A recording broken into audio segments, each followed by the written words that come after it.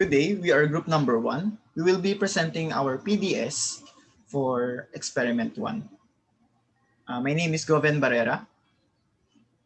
Raphael Brent Hundangan. Peñarroyo. And Saul Reynes. So proceeding to the discussion, the first method will be the pycnometer method. The liquid we have chosen for the experiment are petrol, vehicle petrol to be specific, and kerosene, whose densities are 737 and 820.1 kilograms per cubic meter, respectively. Both of these densities are taken at 60 degrees Fahrenheit. These values were found online in the website called Engineering Toolbox. So the link for these properties are shown on the screen. For the computations in the pycnometer method, for the specific gravity, for petrol, we divided the density of the petrol by the density of the water.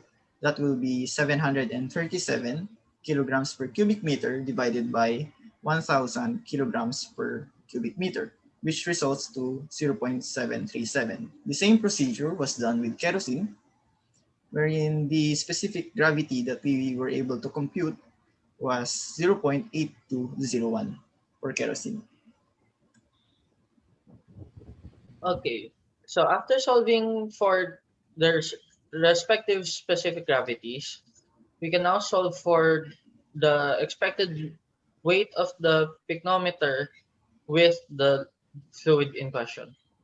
We do this by using the formula as shown as specific gravity equals to the weight of the pycnometer with the fluid minus the bare weight of the pycnometer all over the weight of the pycnometer with water minus the weight of the pycnometer.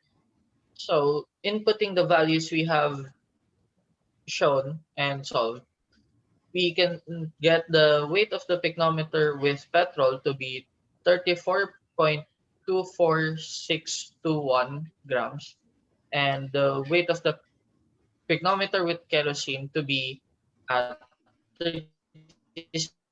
37.328713 grams. Next. Continuing on, the next experiment is using a falling viscometer with the fluid as glycerin. From that, we can get that the specific gravity of the glycerin as 1.26, the length of the tube to be 1 meter, and the diameter of the tube to be 63.36 millimeter. For the trials, we have the mass of the steel ball, the time taken for the ball to fall through the tube, and the diameter of the steel ball. For trial 1, we measured the mass of the steel ball to be 1.047 grams, the time taken to be 2.28 seconds, and the diameter to be 6.69 millimeter. And for trial 2, the mass of 1.15, time taken of 1.87, and diameter of 7.35 millimeter. So using all of those known values, we then moved on to calculate for the specific weight, which is the weight over the volume of the steel ball. So this is the values for, these are the computations for the specific weight of the steel ball. So first we have to calculate for the volume of the steel ball, which is shown there as the denominator, multiplied by the weight of the steel ball, which is the specific, which is the, sorry, wait. Pwede makat, ano?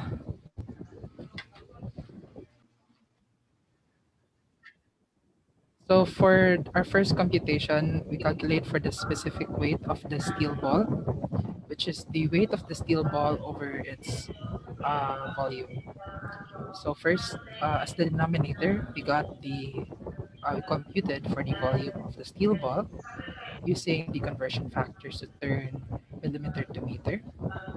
As for the numerator, it is the mass of the steel ball with the conversion factor to turn grams to kilogram multiplied by the acceleration due to gravity.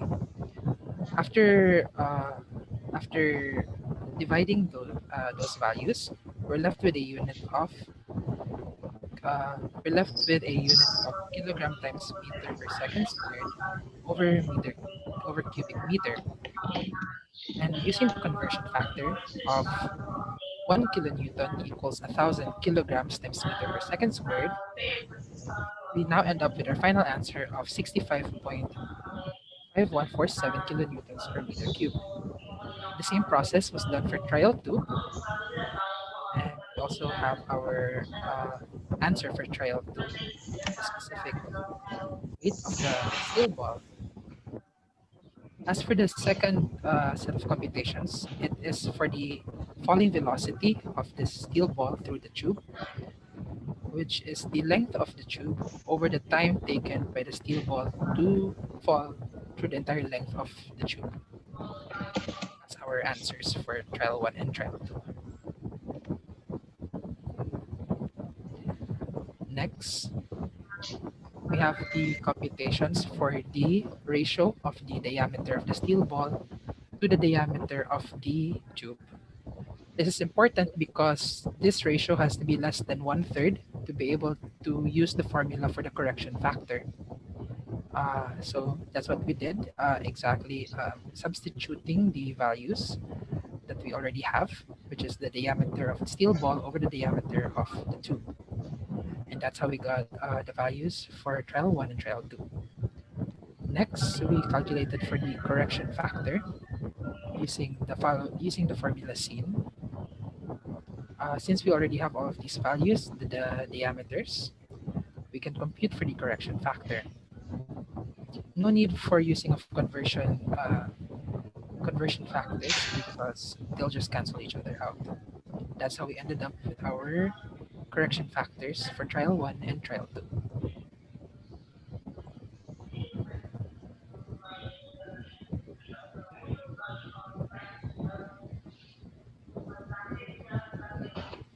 Now we move on to the last set of computations. Pwedeng pa-pause muna saglit. Wait lang.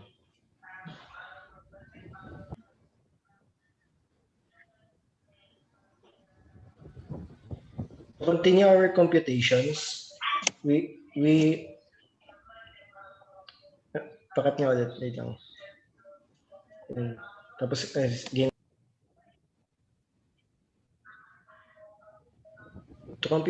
To continue our computations, we are to solve the V observed or observed velocity. Next is the dynamic viscosity and the kinematic viscosity. So to start our observed velocity, our formula is the calculated time and distance multiplied to our wall correction factor. The first trial is the petrol and the kerosene. So our results are 0.5675 meters per second. The second trial is 0.710 Wait. meters per second. Wait. Pause. Did he say kerosene and petrol? Petrol. So to continue our computations, we are here to solve the observed velocity, the dynamic viscosity, and the kinematic viscosity. So our formula for our observed velocity is equal to the calculated time and distance multiplied to our K or our wall correction factor, in which results to, in our first trial, it is 0.5675 meters per second, and in our second trial, it is 0.7108 meters per second.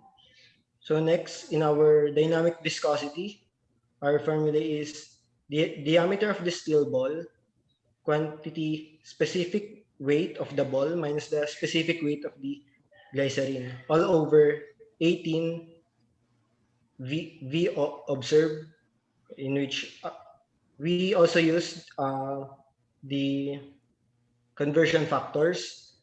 So it results to 0.2329, and the second trial is 0.1769 PA per second, PA second.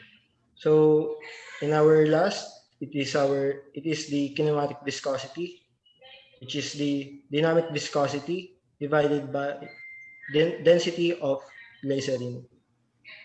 So in our first trial, we have 0.0001848 meter per second, meter squared second, and in our second trial, it is 0.0001404 meter squared second. So that's all for our report. Thank you.